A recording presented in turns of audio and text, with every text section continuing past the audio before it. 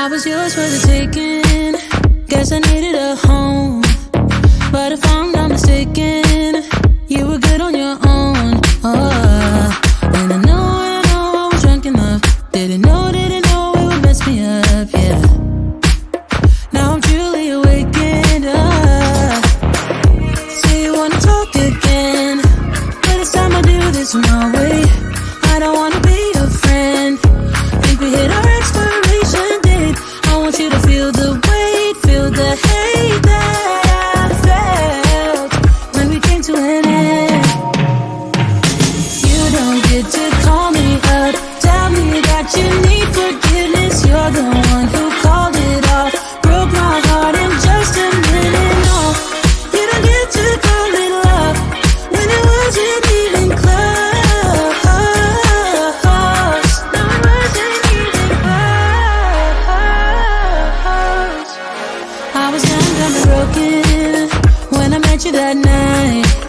Should've known you were something that would mess with my mind. But I won't put the blame on me. You're the one to be honest, yeah. 'Cause you can handle emotions.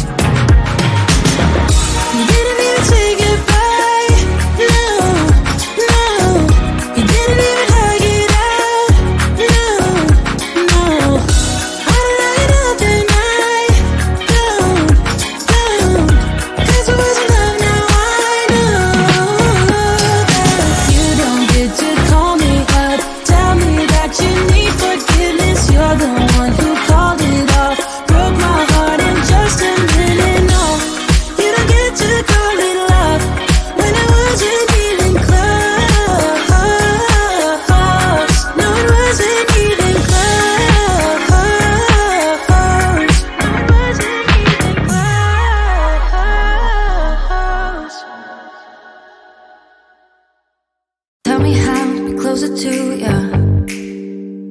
Tell me how and I'll do it, babe. 'Cause I just wanna make you feel